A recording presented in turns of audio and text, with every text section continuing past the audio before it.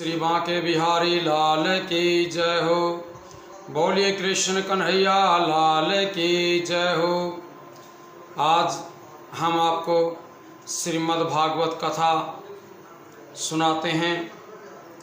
कथा वहाँ से प्रारंभ होती है जहाँ राजा परीक्षित सुखदेव मुनि से प्रार्थना करते हैं भागवत कथा और भगवान नाम संकीर्तन कहने के लिए। अब सुखदेव जी परीक्षित को ये कथा सुनाते हैं। आप बड़े ध्यान से इस कथा को सुनिए और जिन भक्तों ने ये चैनल सब्सक्राइब नहीं किया है वो सब्सक्राइब करें। जिन्होंने सब्सक्राइब कर दिया है उनके लिए बहुत बहुत धन्यवाद। दोबारा चैनल को सब्सक्राइब ना करें और इस चैनल को YouTube के ऊपर ज़्यादा से ज़्यादा शेयर करें। सूत जी कहने लगे कि हे सोनक आदि ऋषियों, जब राजा परीक्षित ने भगवान श्री श्याम सुंदर के ध्यान का वर्णन और श्रीमद् भागवत महापुराण की महिमा को सुना तो उनके मन का सारा शोक जाता रहा। उन्होंने प्रसन्नतापूर्वक राज्य और स्त्री पुत्र आदि का संपूर्ण मोह छोड़ दिया। उसके बाद वे हाथ जोड़ करके श्री सुखदेव जी से इस प्रकार कहने लगे कि हे महामुने, आपने जो कुछ कहा है उसे सुनकर के मुझे बहुत ही आनंद प्राप्त हुआ है। मैंने अपना मन भगवान श्री श्याम सुंदर के चरणों में लगा दिया है। अब मुझे आज अथवा आज से 7वें दिन मरने की कोई चिंता नहीं है। मेरे मन से मृत्यु का डर नष्ट हो गया है। हे मुनि श्रेष्ठ, आपने समस्त पुराण और शास्त्रों को पढ़ा है तथा आप परम ब्रह्म का तत्व भली प्रकार जानते हैं। इसलिए आप कृपा करके मुझको वह कथा सुनाइए कि भगवान नारायण इस समस्त सृष्टि का सर्जन करने के बाद पुनः उसे किस तरह से नष्ट भ्रष्ट कर देते हैं। इसके बाद आप मुझे निर्गुण ब्रह्म की वे लीलाएं सुनाने की कृपा करें जो प्रभु ने सगुण स्वरूप धारण करके इस जगत में की हैं। राजा परीक्षित के ऐसे वचन सुनकर के श्री सुखदेव जी बड़े प्रसन्न हुए।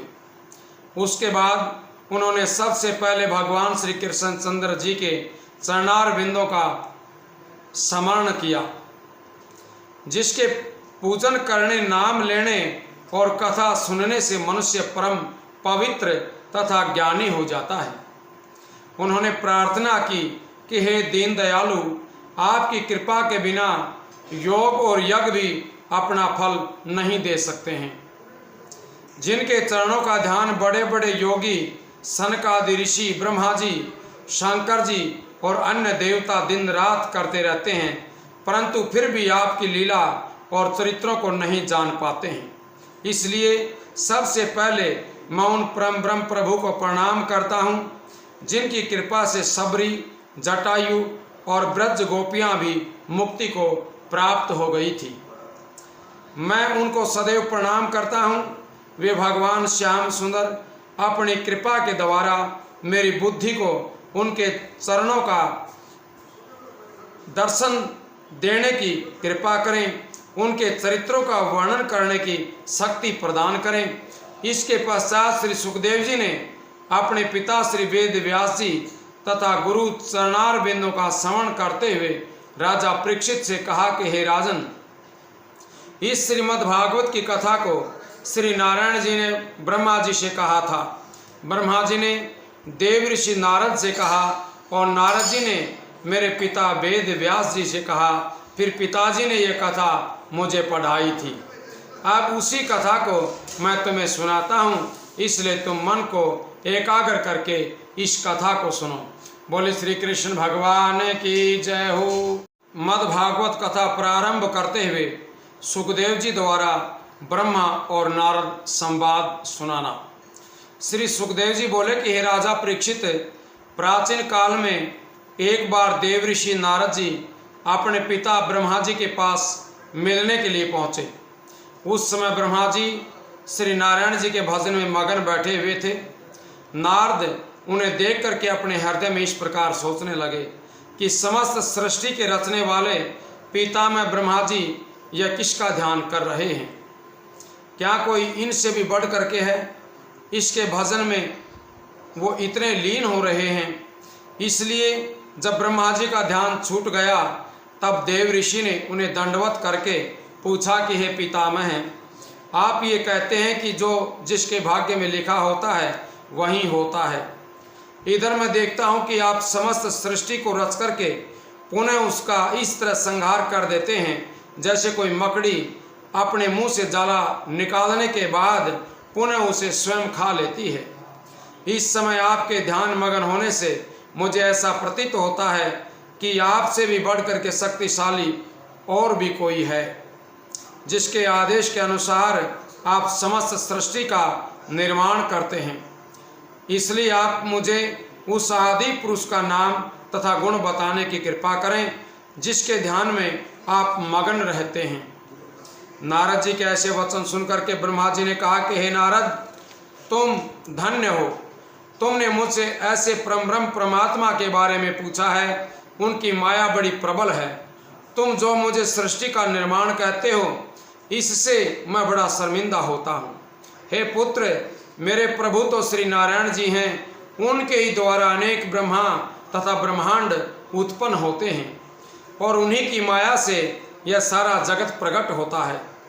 मैं भी उनकी दया और कृपा पाकर के सृष्टि का निर्माण करता हूँ।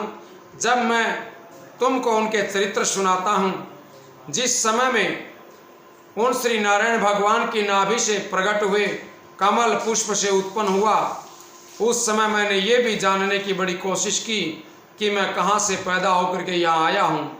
जब इस बारे में मुझे कुछ मालूम नहीं हुआ, तब उन्हें नारायण जी का श्रवण करने पर मुझे ये ज्ञान हुआ कि नारायण ने मुझको प्रकट किया है। ये चंद्र, सूर्य तथा तारागण आदि सब उन्हीं के तेज से प्रकट होते हैं और उन्हीं के तेज से प्रकाशित होते हैं। और इस जगत में जितनी भी वस्तुएं हैं वे सब उन्हीं की देवी माया से उत्पन्न हुई हैं। समस्त प्राणियों के देह में उन्हीं का तेज व्याप्त है और स्वयं भी अपने ही तेज से प्रकाशित हो रहे हैं। उनके आदि अंत तथा भेद को कोई नहीं जान पाता है, परंतु मुझे श्री नारायण जी की कृपा से जो कुछ मालूम हुआ उसे मैं तुम्हें बताता हूँ, ध्यान से सुनिए। जब श्री नारायण जी की ये इच्छा हुई कि वे अनेक रूप हो जाएं, तब उनकी नाभि से एक कमल का फूल प्रकट हुआ और उस फूल से मेरा जन्म हुआ। मुझे देख करके श्री नारायण जी ने मुझको सृष्टि रचने का आदेश दे दिया। उनका आदेश पा करके मैंने अपने हृदय में सोचा कि मैं सृष्टि का निर्माण कैसे कर सकूँगा। तब श्री नारायण जी की देवी माया से सात्विक, राजस एवं तामस की उत्पत्ति हुई।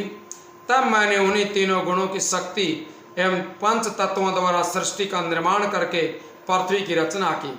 फिर पृथ्वी, अग्नि, जल, वायु और आकाश, इन पंच तत्वों की सहायता से समस्त प्राणियों के शरीर की रचना की।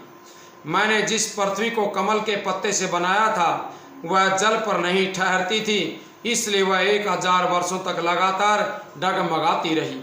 जब मैंने श्री नारायण जी से पृथ्वी के डगमगाने का हाल कहा, तब उन भगवान ने उसे अपनी शक्ति के द्वारा जल के ऊपर स्थित कर दिया। इस प्रकार पृथ्वी का हिलना बंद हो गया। वेदों में लिखा है कि उस विराट स्वरूप के 1000 मस्तक, हजारों हाथ, हजारों चरण, हजारों नेत्र और कान हैं। बोले श्री विष्णु भगवान की जय हो।